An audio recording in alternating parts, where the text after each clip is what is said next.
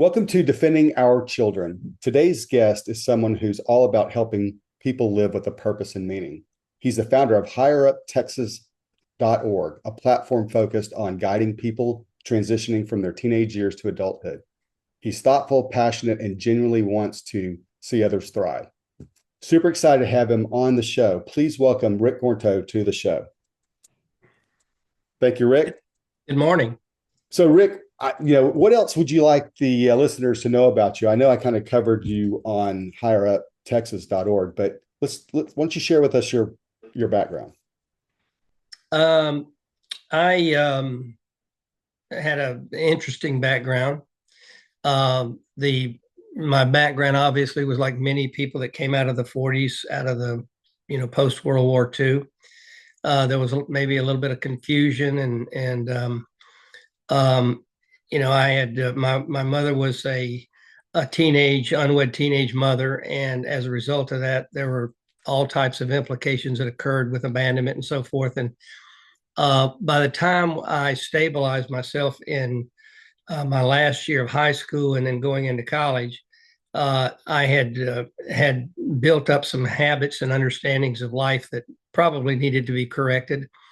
And as a result of like getting out of high school and facing the next step at age 18, 19 years old, I realized that, I could have used, looking back, I could have used a lot of help. I could have used maybe a safety net, which I didn't have at the time because my parents were gone.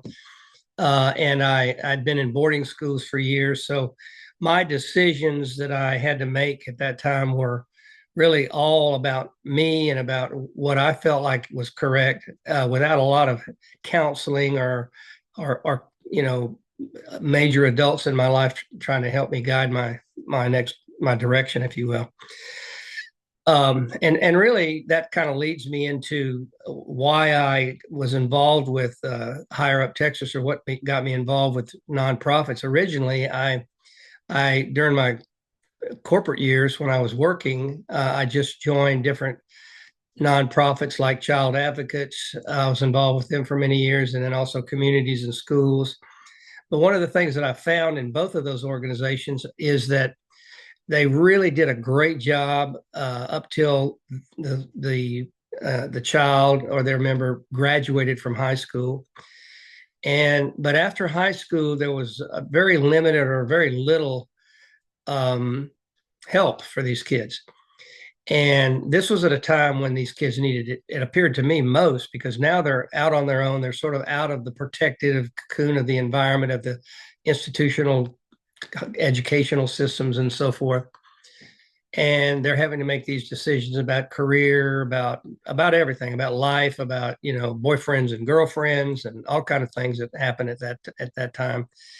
And I also found that in both of these organizations, one protected the children and put them in foster home, and the other one tried to work toward getting them an education and getting them out of high school, at least getting a high school degree. But there wasn't any particular training. And so the traditional educational system was lacking in many areas like lifestyle skills, social contribution, social wellness, professional career training. It just didn't seem to exist in today's educational system. And as good as it may be, or whatever your opinion is of that, I just felt like that there were some gaps. And so my partner and I both agreed that this was something that we would really like to work on. But that's sort of kind of how we got started with Higher Up Texas, was from that angle. So it really came out of my background, the need that I had at the time, and saw that there's a lot of need out there for this very same thing, particularly in the lower economic areas. And so that's kind of how we got started. Well, that's incredible, because I think back to when I was a young man, and it's easy to look back on your life and say, if I had a do-over, I would either counsel myself. If I could go back and counsel myself, here are some things that I would share with myself. And it sounds like you did the same type of reflection. I do know that because I have 3 adult kids, 2 that have recently went through high school and now doing college. And I'm amazed at what the schools aren't teaching the life skills that are necessary, such as doing your taxes or opening up a bank account. Right. Even today, they're afraid to make a phone call, just to call somebody if they have any kind of an issue. So, for example, if you received a late notice on a bill, sometimes you need to speak to somebody, correct? And so these life skills have been removed. So I find it very fascinating that this is kind of what you're highlighting and working towards help people with life skills, because a lot of kids today, they do not have life skills. Um, So so that's interesting, if I could interrupt you right there. yeah, But for that sure. that little example of making a phone call to, talk to them about the bill that you owe or whatever is a big thing. We just think it's no big deal as an adult, but to that 18-year-old, all they do today is text. And so they don't get on the telephone. They don't know, they don't have the confidence in themselves to do these things. One of the great things that we do in Higher Up Texas is the first thing we do is to try to help them build some confidence. But right away, we teach them how to shake your hand, look you in the eye, and have something to ask. So we give them a script, teach them these are the things you want to be thinking about when you talk to somebody. We then go to our partner, Dress for Success. They redress them as if they were going to interview. We do a headshot with a professional photographer, and we give them an 8x10 of themselves so they can see for themselves how they can be. And that is one of the most powerful messages that we do from like day one, the first month when they come on board with us. That's what they get. And by the end of the ninth month, they can pick up the telephone and make that phone call. They're not afraid to do that. Interesting. I really like what you're saying there, because I'm sure it builds up their confidence. It sees them. And the other thing that by doing that, I see that they start to understand that when you're trying to get a job or get a loan or do something in the real world, people will look at you. They'll pass a judgment just on your appearance, even though it's not fair. It may not necessarily represent who you are. Right.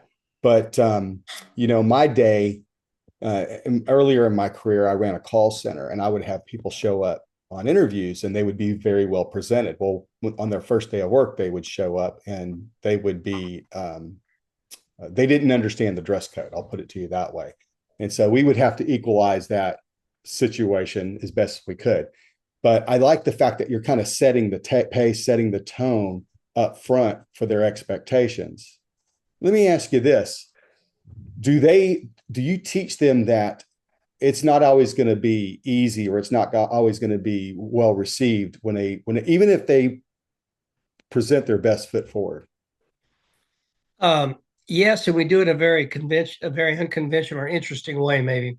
Um, One of the things that we do talk about is that, life is not easy. It's up and downs, and that you're going to have difficulty. But we discovered, I guess, as many of us have, is that, people really want to experience a relationship with others based on, I think, kindness and love and that sort of thing. And one of the things that we've found and that we teach this is that um, people will always want to help you and give you some level of quote love if you're in need and you're challenged. No matter who you are, if you see somebody in need or whatever, you want to reach out naturally to them and help them. They typically don't really respond in a big way if you're really prosperous and you have everything and all your needs are met. There's not a lot of love in that, but there's a lot of love in the need part. And so with the struggles in life, we see that that's where we see the relationships build. My definition, for example, of marriage is I've come to the conclusion, using as an aside corollary, is that it's two imperfect people who come together committed to the struggle of putting up with each other's stuff for life, if you will. And there's a lot of a lot of that message in any kind of relationship. You and I are two imperfect people, right? For sure, Rick. Listen, we've got to stop for commercial break. We're going to come back on that thought. Folks, we are just getting started with Rick Gornto on defending our children. Hey, Tim James here. When I was 37 years old. I had some severe gastrointestinal issues. I was tired, fatigued, wasn't feeling good, skin issues. My health was a mess. Let's just put it that way. Now I'm turning 52 this year, and I have abundant energy. I'm able to trail run and kick the butts of my 22 and 24-year-old sons. Yep, that's right. And do push ups and all this other fun stuff. How did I do it? Well, one key ingredient, if you want to get healthy, if you want to get your energy back, you want to get your vitality back, is real nutrition. Our soils have been so over-farmed, 85% of the nutrition is gone today, and then the rest is processed out through these processing plants.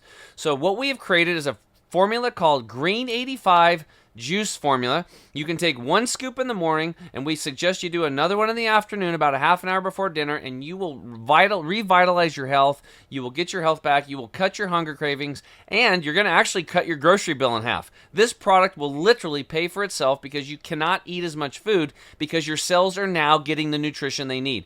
Go to chemicalfreebody.com/DOC. That's chemicalfreebody.com/DOC. Get Green 85 today and energize your life and your health so that you can feel as good as I do and Craig does and Forrest. We'll talk to you soon. Thanks so much. Welcome back to Defending Our Children. We're here with Rick Gornto from Higher Up Texas. This is an organization that he was the founder of here in Texas, and we were just talking about some of the things that he does and their organization does. And Rick, you had just mentioned about how important it was to bond with people because of their wants and needs. If you have somebody who doesn't have wants or needs, it's a lot harder. But if you do recognize, because I think I agree with you, I think that we generally want to help people out that are in need of help. So if you'd like to expound upon that, and then we could talk a little bit more about the organization. Yeah. Our approach has been totally non-judgmental. We are open to, those who are in need. We've identified an area of kids that were in a lower economic minority position situation in a community, Dickinson, Texas, northern Galveston County.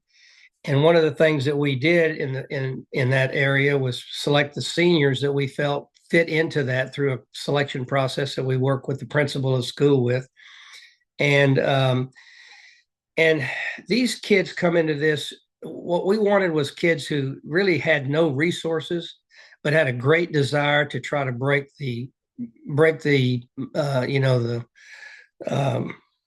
poverty situation, and to try to improve their lot in life and try to just be good citizens. What our goal is, and one of the terms that we use, our ladies like to use this, is to teach these kids to bloom where they grow. So what we want to do is to bring them to the point where they are a light ultimately in the community that they live in, and that's how they give back. So, we have a program that starts them out, and they go through 50 hours of credit hours of classes in their senior year.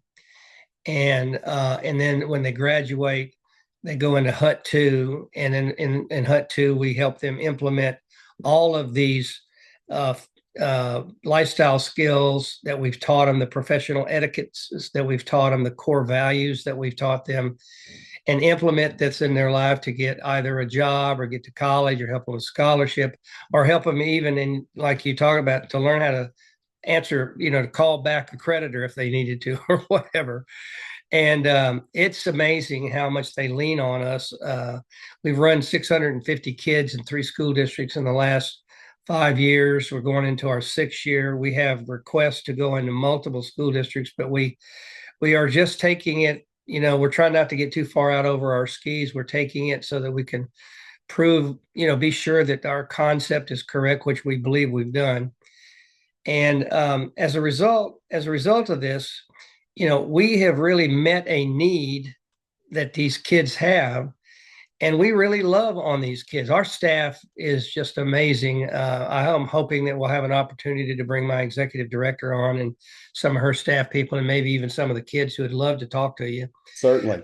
Yeah, and and watching them go from walking in the first day and kind of looking down at the ground and giving you a little meek handshake and kind of afraid to look you in the eye, to the end of the year where they're grabbing your hand and shaking and said, "How's your family today? You know, what's going on with you? Where are you going on vacation this year?" You know, that kind of thing. It's just amazing, and watching them change and improve their dress, and teaching them how to, you know, through our etiquette program, teaching them how to be in a business meeting, how to do an interview, how to, you know, just sit at a table and eat, and which knives. And in some of these cases, these kids don't know the knives and forks. And a lot of these kids, you know, they're in this program because they're hoping they can improve themselves, because some of their parents say, no, we don't want you to go to college. We don't want you to leave home. We want you to work at Burger King and help pay the rent.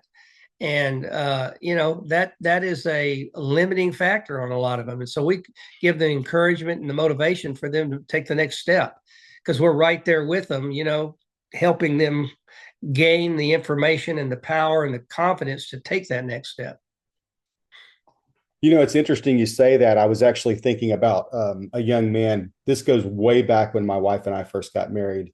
I was actually down in that neck of the woods. I was down in League City in Dickinson. I was working with my brother-in-law, helping him run a lawn service. And we had this young kid doing well in school, got a girl pregnant. And she, you know, they had to move him. She had to move in with his family. He never finished high school. I think at the time he was making $40 a day doing lawn service. And I had a really long conversation with him trying to convince him to join the Army, because he would have gotten health care, he would have gotten insurance, he would have gotten to see the world and take his wife and his child to do that. And he was really excited, but his family really killed that idea. And so I don't know what happened to that kid. You know, I lost track of him over time, but I understand what you're doing. And I understand that. What was interesting to me, Rick, is that I realized how small the world was to him, because he was preparing to go on a trip. Him and his wife were going to go on a trip, you know, getting his car ready. And every week he was talking about the next thing. And I'm thinking he's going to go to Disneyland or someplace. And he was telling me, I finally asked, where are you going? He said, we're going to San Antonio. This kid had never been out of the Houston area.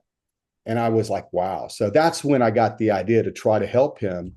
Unfortunately, I don't want to say that I failed. I just didn't really know what else to help this guy do, but I thought it was a great idea. And I even told him, you could join the Coast Guard, you could join the Air Force. It doesn't have to be the Marines where you're concerned about going into combat. There are other branches. They'll pay for your college. They'll give you all the things that you need. And they'll also teach you those things that you were mentioning before. I know if you go through the Marines, the Army, the first thing they teach you is how to eat, how to bathe, all those basic things. Yeah, and that kind of is where we step in, because we recognize that that happens as well. That your experience with that guy feeling helpless and not really knowing what to do next, except to give him some advice. This is kind of where we've been able to step in and provide them with, you know, over a year's period, and then in the second higher up Texas too, being there to help them and counsel them to make these decisions. One of the things that we do, we teach them, is we have a program of critical thinking skills, and we teach them how to make decisions. And we have a matrix that they can go through to make a good decision on important issues. And that's something I never saw before. I never had that. I mean, you know, you may not even have that. I don't know, but it, you know, it gives them a format and it gives them a template so that they can follow, and then, you know, they begin to create a habit like that. So, you know, that has been really good, really helpful for them a lot to decide, should I go in the Army? Should I not go in the Army? It's a decision I have to make, you know? Yeah, it's one of the things that I think about when you're talking about this is that we've got the physiologically, when you're talking about critical skills thinking, you're using the front part of your brain, which takes the longest to develop. Right. And we learn at an early age to make emotional decisions. This was how I feel. And today you listen to young people talk about how they feel versus what's a good long-term strategy. And so I certainly understand. I'm sure we could compare notes on growing up as young men and the mistakes we made based upon how we felt. You know, when you look back, it's so easy to look back in life and understand the challenges. They seem very trivial to us today. Right. What you're saying is that these are big decisions for them. These are big steps. These are big things for these young kids. Yeah, and I think we overlook that as adults sometimes. You know, if you're in a family And it's a mother and a father and two children, and the parents are offering a good example for their children. These kids pick all this up by osmosis. But if they don't have that, if they don't have mature family members or parents that are educated enough or who are able to give them this emotional support, then they don't pick it up by osmosis. So that us teaching them this is really valuable information, valuable stuff that they can take forward and help them. I couldn't make a good decision when I was 18. I was making all the wrong decisions, not all of them. I made some good ones, but I made as many bad ones. Sure. This would have really helped me at the time as well. Well, that is really interesting stuff. Rick, we're going to stop for a commercial break. We will be back on defending our children. Every day in America, children are trafficked for sex. In schools, shopping malls, truck stops, clubs, and bars. Think it can't happen in your neighborhood? Think again. If you suspect a child is being trafficked for sex, call the National Human Trafficking Resource Center 24-hour hotline at 1-888-373-888. Welcome back to Defending Our Children. Rick, we have a sponsor of ours called chemicalfreebody.com. It's a highly recommended product. A guy by the name of Tim James is a friend of ours, and he created Green 85 is one of the products that he created. It's a powdered form. Basically, it's an extract from juicing. It's got 85 essential vitamins and minerals. Tim's story was that he was a stock trader. He was having all sorts of gut issues, health issues. He really hooked up with this doctor, became a world renowned nutritionist. He also was a farmer, so he really understands farming, the biome and the land, and the things that we're doing to our crops. So anyway, folks, Green 85, they've got other products. Go to chemicalfreebody.com/DOC. Use the code DOC to get a discount on this product. And this goes to supporting Veterans for Child Rescue. Okay, we were just talking about that transition time from becoming a young adult and to an adult, or a teenager to adult. And one of the things I've been very fascinating with is, first of all, you identified to me something that's very important. I think when we were younger, we actually developed quicker at a younger age, not perfectly, but we were making decisions at a younger age than the kids are today. And one of the things that I've noticed is that there's this delayed development of the frontal cortex of their brain. And a lot of this is due to technology, because this device, I'm going to hold up my phone, this device, what it's done is it's shortened your attention span, because it used to be when you were a kid, and I were a kid, we would read a book, okay? And as we got older, then we would watch the movie. Then we turn into sitcoms. And now everything is a 30-second or 15-second meme. And so now you've got this tool that is, I believe, is really harming, and it's prohibiting people from that development that you're talking about. So you're building a tool that really combats that. Okay. So people can learn critical thinking, so they can learn that when somebody says something, you don't have an immediate knee-jerk reaction on the way you feel. Also, what I find is that just because somebody says something, for example, if you walked in, you shook somebody's hand, and a great example, I've met people, I've shook in their hand, and they'll get a phone call while we're in the mid shake, and they'll kind of, or somebody will say something. And what I was taught to do is, let's say you and I were shaking hands and somebody said something to you, you took your attention away from me. I was taught to squeeze your hand harder, that I felt like, hey, I want you to know that I'm important here, not being disrespectful. Okay. Instead of getting upset that you got distracted, because it may not be about me, but to me, these are some of the nuances of critical thinking that you're teaching these young kids that I find very important, and that they start learning to not necessarily judge life based upon how they feel. Okay. That maybe there's a different version on the other side of that interaction. Well, I have two responses or two comments about that. Well, number one, our kids are not being socialized properly. They're hiding behind this right here. And so they'd rather do this and send a text. I can't even get my own daughter to call me. She wants to text, but she will talk to me, but it's just, she'd rather text. Okay. And the other thing was on that, what was the last comment you made? I want to respond to that about about looking somebody in the eye and not inserting my Oh, opinion yeah, right. on what if you're delivering information to me, I receive it with my filter, and I make the assumption that, let's say you said, "Hey, Forrest, nice haircut," and because I got a receding hairline, I might take that the wrong way. Yeah. Okay. Anyway, but I think the comment I wanted to make was regarding the what you said about nuance. Okay. I found that these in life, the nuances of a particular project or a particular relationship or of the things that we do are equally as important as the mainframe content. I've owned several businesses, and I've had to learn to, I had a learning slope to try to learn this new business. And you can learn the new business, you can learn the numbers, you can learn the players, you can learn a lot about what's going on. But the difference between a person who has been in business for a long time in that business and you as a competitor is that the person who's been around a long time knows the nuances of the business. He knows the nuances of the competition. He knows the nuances of how the supply line. And it's all these nuances and relationships that are the small little things that you overlook on the balance sheet that make a difference. And it's the same way with these kids when they're growing up. When they begin to understand and they just see it for themselves, that's where, when you have the two parents and you pick up by osmosis, those nuances just come automatically to you. But if you haven't been trained that way, you got to figure out how to do that. And so part of this etiquette training, part of the life skills, part of the core values, part of the critical thinking skills, a lot of it deals with recognizing the nuances of your decision-making process. So nuance is a big thing, I think. Indeed, what's interesting is, since you've done acquisitions in business, I know this is a little side topic, but it is interesting to me when somebody buys a company, they oftentimes do not understand those nuances. They don't.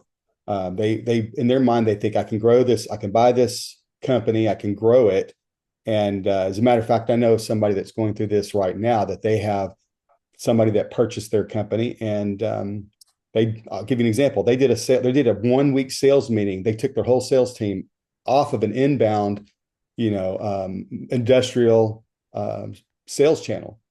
So basically, nobody's on the phones taking calls while they are. And I just thought this was a poor business decision, and it was causing havoc in the company. What happens is you see all these private equity companies coming in and aggregating all these businesses, depending on in the healthcare industry and all types of industries. And it is not, I've got two friends right now who are getting ready to make offers to take back the companies that they sold within the last 5 years, because the private equity was interested in the numbers and they never learned about the nuance of the business. They weren't interested in the business as much. I'm not criticizing private equity as a broad stroke, but I'm just saying in these couple of cases, and that's why they fail. And so it's as you and I both know, it's not an unusual thing for a seller, a business guy, to sell his business to a company, and then in the near future, within 5 years or so, be able to buy it back for a substantial lower price than he sold it for. Indeed. Because of that very reason. Well, what's interesting is that we're talking about the development of teenagers coming into adulthood, and some of the skills that we're talking about, it easily translates into the business world. Absolutely. Okay. And nuance, we're talking about nuance. And I can tell you this, it took me, I feel like today that I'm dumber than I was when I was younger. And actually what I really mean is that I'm a better learner, because I look back at nuances that I dealt with, and I realized I was a much harder, much more judgmental as a younger person. Everything was black and white. And, I had some very good managers that worked for me that really taught me. I mean, I had a group of ladies, they really taught me a lot, and they didn't realize they taught me.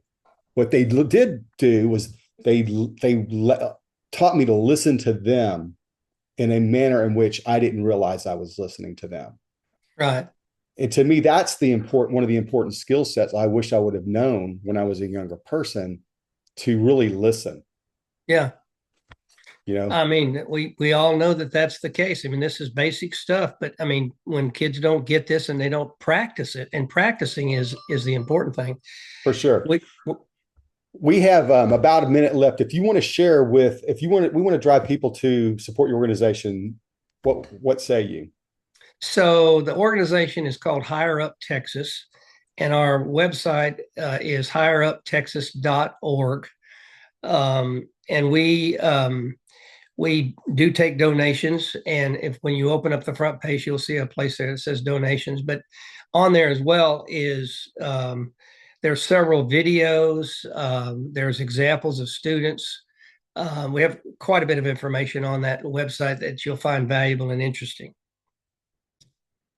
That is great to hear. And listen, we're going to stop for a commercial break, and we're going to come back, and I'd like to talk about maybe some of those students that you would like to herald. Okay. We'll be back on Defending Our Children. Here to review this V4CR coffee, Veterans for Child Rescue. Getting rid of child trafficking all around the world. Rescue Roast. This is being offered strictly to fund our operations. We found a great roaster, chosen our 3 favorite flavors. And our light, medium, and dark roast, we're offering it right now in pre-ground form. If you want to enjoy it in K-Cups, we have stainless steel cups on our website, and they are reusable. Just take the coffee and pour it into the cup. Close it up, put it in the machine.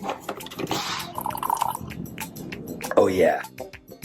So go to our website right now, v4cr.org. Order as much as you want on our shop page. We're grateful for your continued support. We're excited about what this means as far as boosting the funding for our operations. Thank you so much for your continued support. God bless. Welcome back to Defending Our Children. And I'm here with our guest, Rick Gornto. And we were just talking on break about some of the programs that they're developing. And I'm really fascinating with this because I think this is an area that every school should have, that they should be preparing our kids to go into the real world.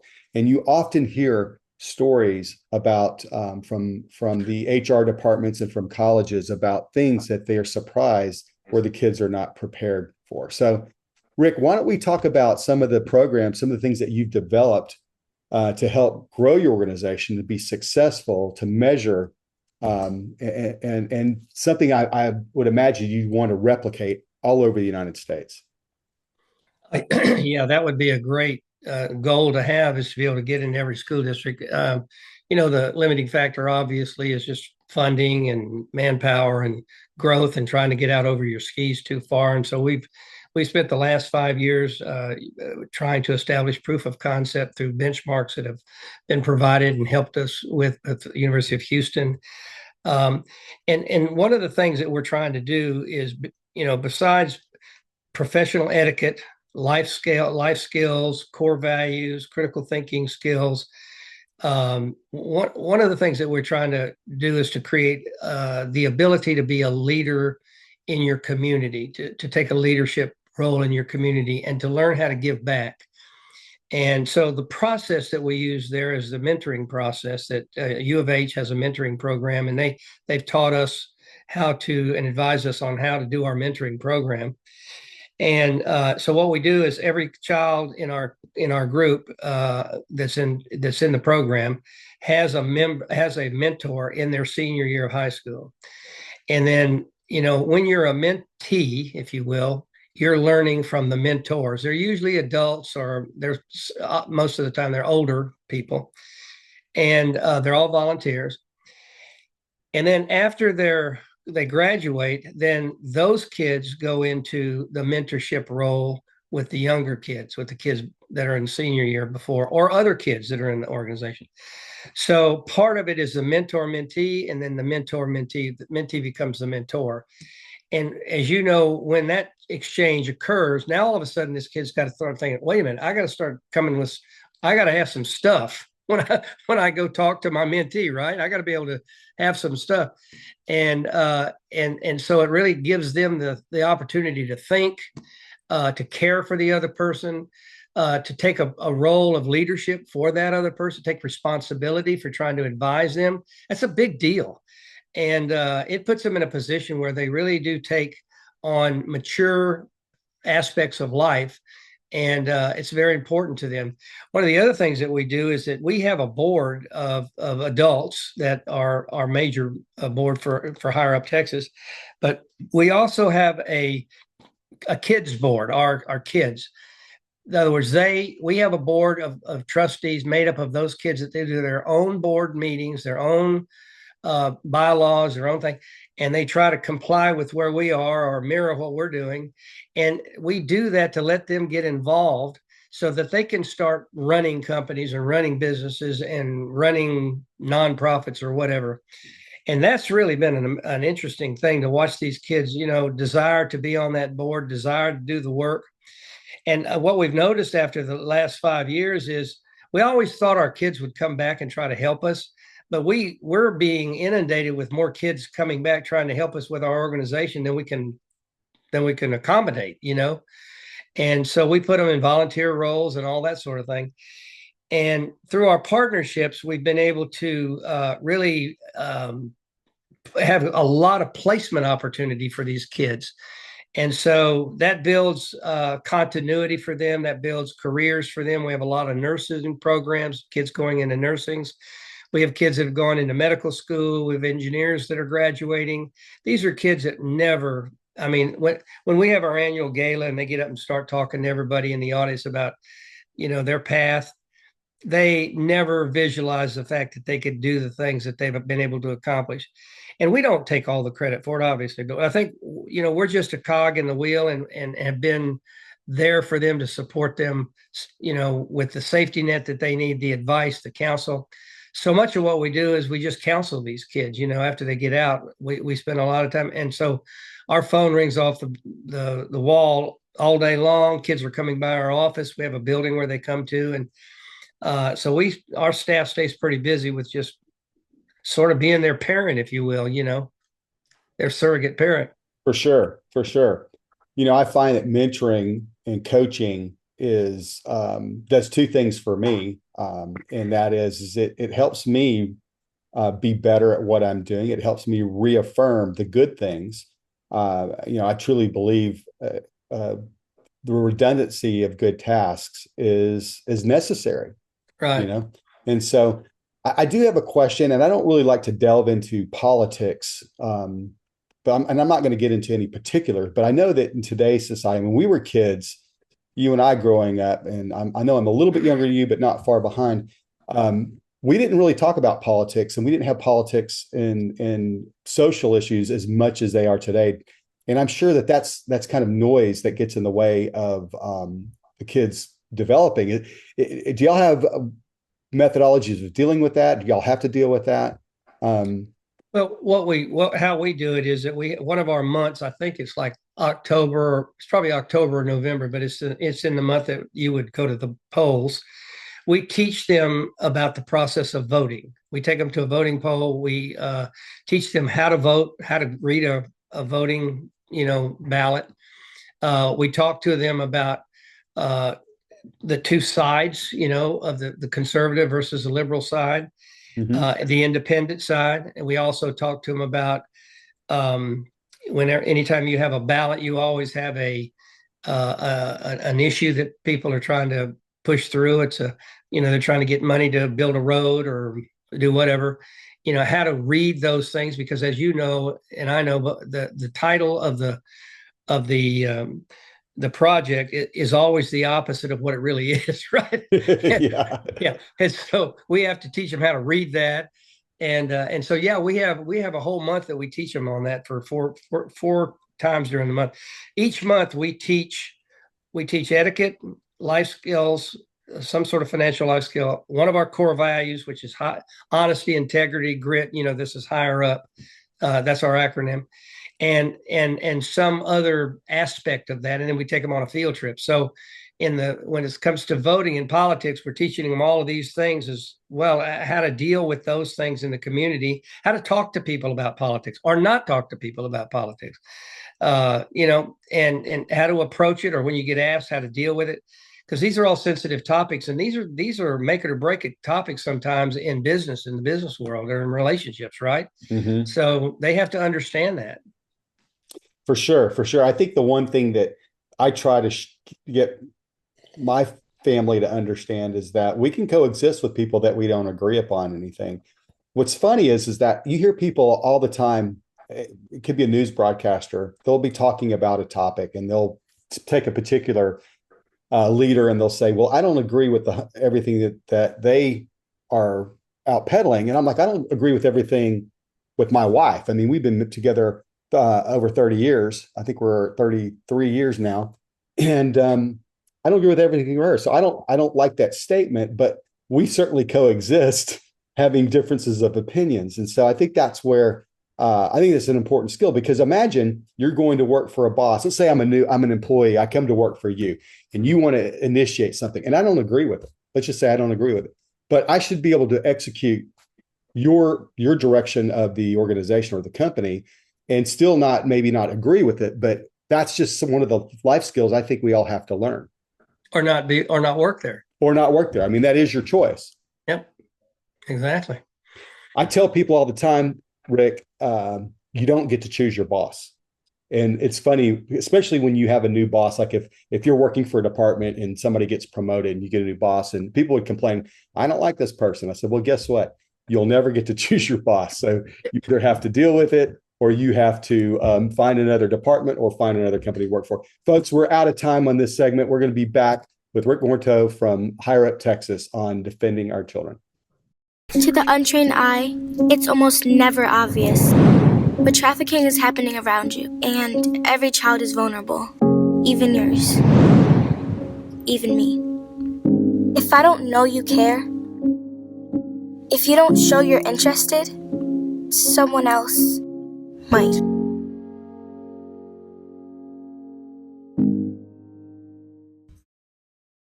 Welcome back to Defending Our Children. We were here with Rick Gornto, and Rick is drinking some coffee. Rick, we have a coffee called Rescue Roast. This is a coffee that we produce, that is produced for us. We have 3 different blends. Really good quality coffee. I am not a big coffee drinker. I do drink it occasionally, but Craig is a coffee snob, and he loves this coffee.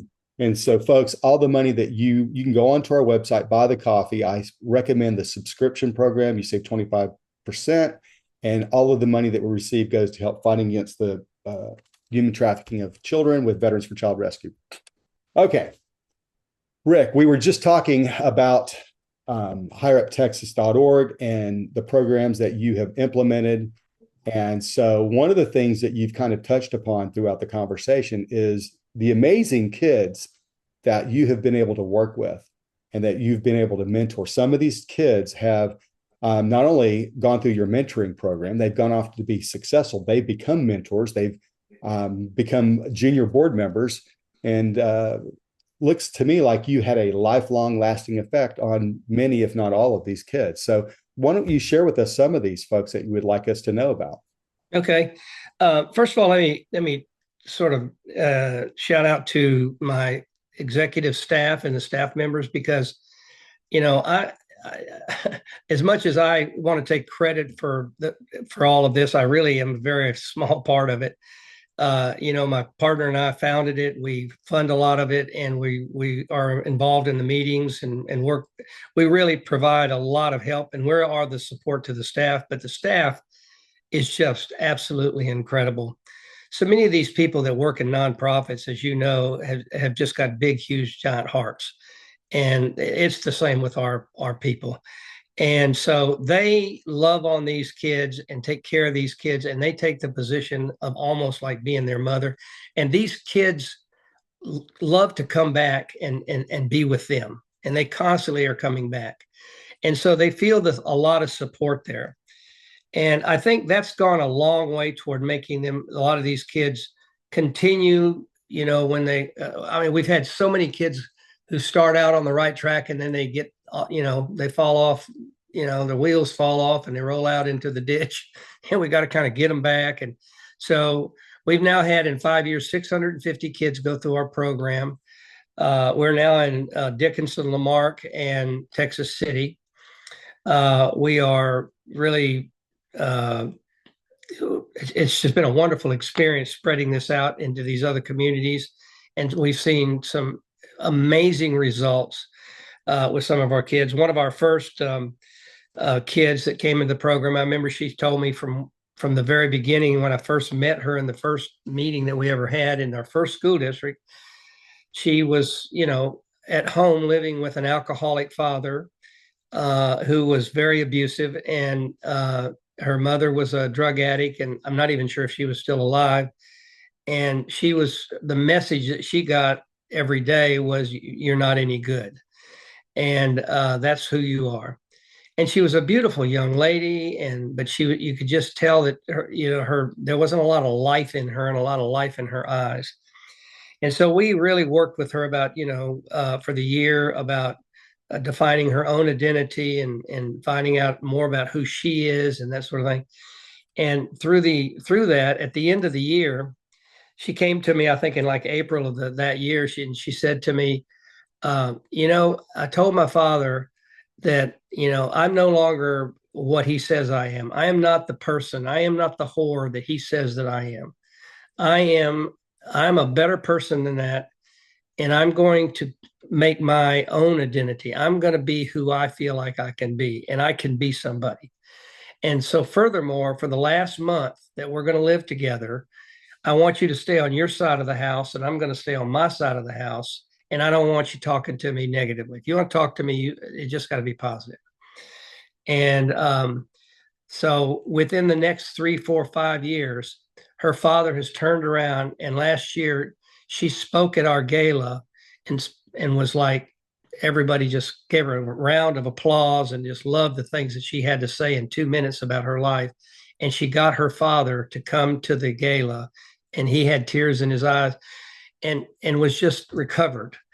And I know that, I mean, that's not 100,000 students changing their life, but that was one life that changed and was amazing. And that's the approach that we're taking. We're doing what we can do where we can do it. And I don't feel like I need to go international to do it. I can just go in my backyard, and there's lots of need. And so that's what we're doing. So that's an example of one of the kids. That's an amazing story, because what you're doing is, first of all, you're breaking a potentially generational cycle. Number Right. one, Right. this young lady, which I just couldn't imagine having the power to change the cycle upstream, that would be her father. I could see going downstream, but if she would have not had gone through the program, she would have just perpetuated the same to if she had kids or her friends. And instead, she is a beacon to her community. She's a beacon to her family and her friends, her circle. And I think that's an incredible story. And so today that's such a hard thing to do because we encounter adversity, especially among the young people. Everything seems to be combative, and so Yeah, and she and just a little bit more about her is that, she got out of high school and everything wasn't perfect. She tried to go to college, she flunked out, or she quit in the middle of the semester. She was trying to find her way. She'd always come back to us and talk to us, and she was on the phone with our executive director and others, and then she tried to get a job and it didn't work out. And anyway, long story short, 5 years later, she's got a stable relationship with a boyfriend who I believe she'll probably end up marrying. Is a good guy. He's very supportive of her. All along the way, we were always there for her, dragging her out of the ditch when she fell in. And now she's got an insurance license. She's an insurance agent in an insurance company. She has a career. She dresses appropriately. She addresses herself appropriately. She's well respected by her higher up Texas peers. They look up to her. This is going from here to here in 5 years. And I'm telling you, this girl didn't have a chance before. She was really, I say she didn't have a chance. She was really on the wrong road. And it was just fortunately that she had somebody back there, supporting her, which she didn't have before. She just didn't have that support, And I know what that feels like. Her decisions, she kept making those decisions. She wanted to do what was right, but it was hard for her to do what was right. She just didn't know what to do and how to do it. For sure, because she wasn't surrounded by people that knew how to make the right decisions. Right, right. Yeah, I bet exactly. today, one thing that we've seen with people in similar circumstances, for example, we work with people that have been trafficked. And what's interesting is I could take somebody who was a survivor. We can walk into the grocery store and she could point somebody, he or she could point somebody out that's a bad person that I may not suspect.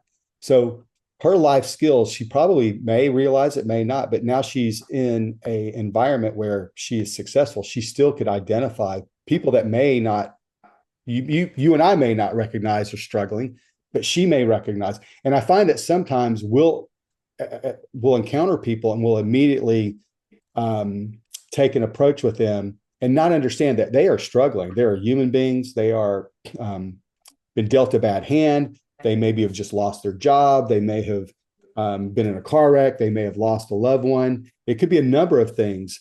And they could just be having a bad day. And we might like, oh, just another person that I don't like. And so I would imagine that she's got another skill set that she may or may not even realize she has. Intangibles that are there in her learning process are far beyond what we have. There's no question about it.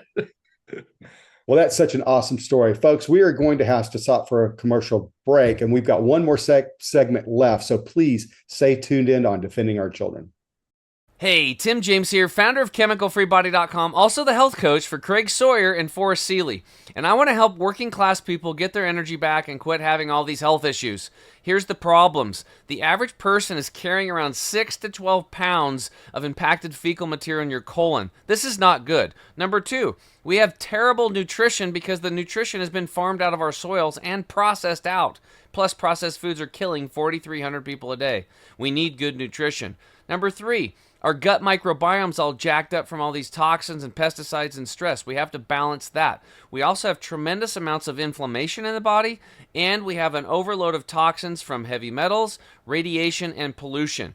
Craig and I and Forrest got together. We created what we call our Defending Our Health bundle. This is a bundle of our products over here at ChemicalFreeBody.com that will revolutionize your health. We've put them together.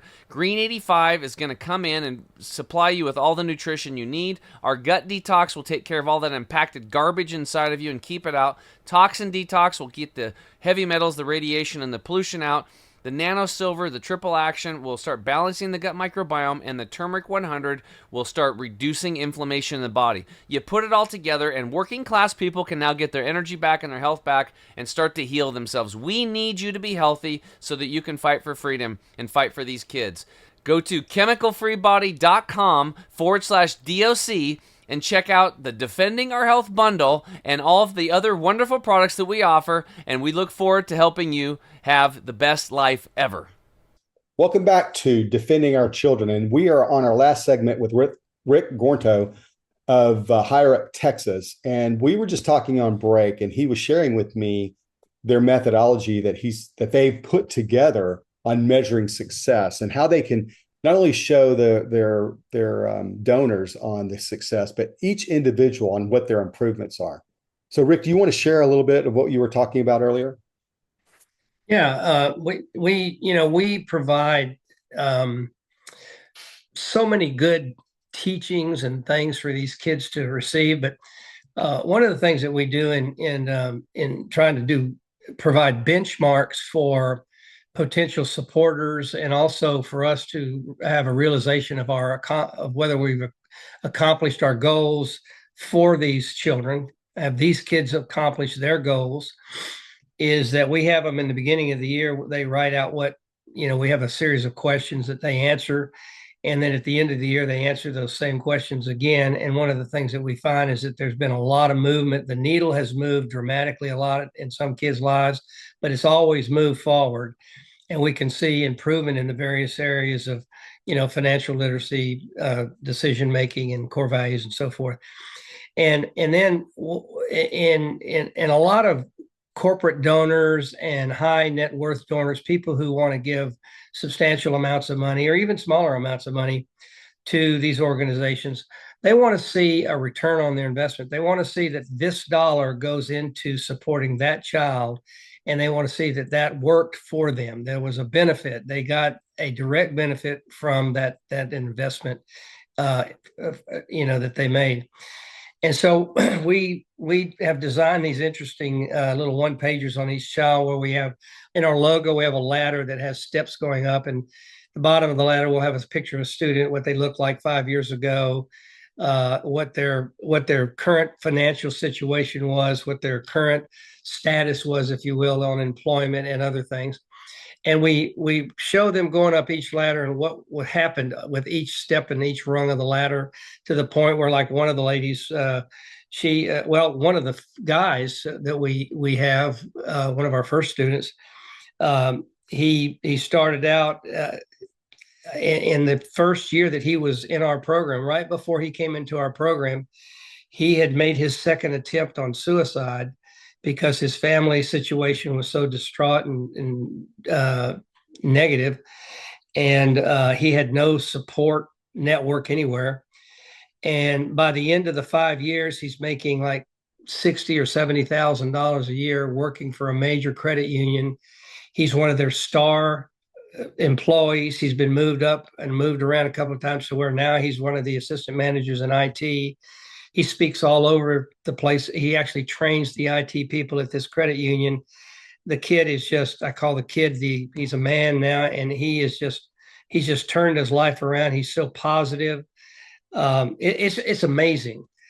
We have several examples just pretty much like that. And so what we're able to demonstrate there is a variety of things, not the least of which that if you are a donor, the internal rate of return on this guy from 0 to 60,000 a year is pretty good in 5-year period. Plus, using our bloom where you grow concept, where we want him to be a leader and a shining light in his community around him, he's doing that. He's giving back to Higher Up Texas. He's giving back to this credit union. Everybody there loves him. They go to him. He's got this kindness. He's sweet. It's just everything. You can't ask for a better result than that. So yes, our students, it's just so enriching to see that. It really is enriching to see that. Oh, indeed. And it's a great story to hear, especially when the young man got to the point where he felt like there was no way out. And right. I'm certainly grateful for you and for your organization and other organizations who are doing that work. That's hard work. There are a lot of people that are built for that. There are some people that aren't. And I'm grateful for those that are built for that sort of work. Yes. And I meet people all the time. They have patience. They're kind. They listen. And I'm sure that he needed that support so he could be successful. And what a testament to both him and your organization. I mean, he has to do all the work, right? You are supporting him, but he still has to get up and muscle through whatever adversity that he has to go through. Right. But that's hard to do sometimes when you feel all alone. And so getting that support where somebody believes in you and somebody supports you and somebody tells you you can do it. It could be something as little as just somebody sitting with him. I find that we've had people that they just want you to be there. They don't want you to do anything. They don't want you to say anything. They just want you to be present and not lecture them, just be there so they can maybe absorb some of your energy or maybe give you some of their energy because they feel like they can't carry that burden. And so earlier you were talking about the amount of love that you share with these folks. And I think it's becoming evident as you've shared what you've shared with us today, that there is a lot of love that is involved in the program. The executive director or CEO of our organization, Hillary Graham, probably got the biggest heart of any lady I know. Her sister, the number 2 lady, Kim, who does Higher Up Texas too. Same with her. All of our staff members, they're very loving, and these kids, they're like magnets. They just draw these kids to them, and that's one of the things about reproducing it is you've got to find that group of people who can draw kids to them to be able to recreate this in each new school district you go into. So those are parameters of restraint that we always have to deal with in expanding our model. So, I mean, I have to give all the credit to them. My partner, Tony Annunziato, and myself, who formed this, both came from similar backgrounds. And we founded it, had the idea and the vision and so forth. We had no idea it was going to turn out like this. We just made some good hires and got into some good school districts with some good principals. Dr. Billy Smith in Dickinson, who just turned out to be a wonderful ally, and the superintendent of schools, the same thing. I mean, we just had so much support. Now we have that with Texas City and Lamarck. When these people see that the power of what we're doing, and they know that there's deficiency in just basic educational, institutional education, they want to have this. They want to see this.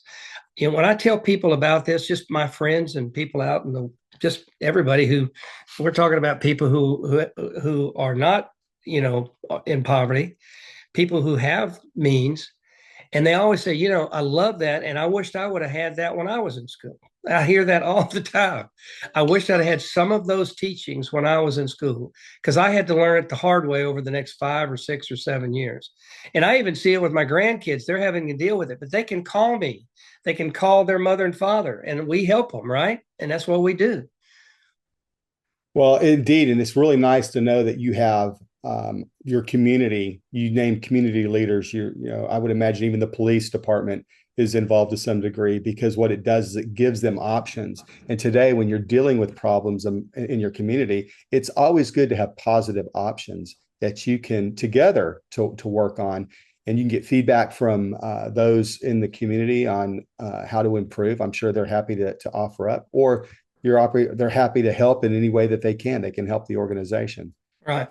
Our partners are the hospitals in the area, the car dealerships, just the corporate environment, NASA, Space Center. I mean, we have a broad selection of partnerships that we can supply them with people to work for them, and they can, and they want to hire our students because they see the training that they've had. And, they don't have to worry about whether this kid's got good ethics or not, for the most part, because they've seen how they've been trained. And, it's kind of one level up, if you will. All right, Rick. Well, look, we've got 30 seconds left. Let's drive everybody to how they can find you. higheruptexas.org. And here's the website, the front page of the website. You can go there.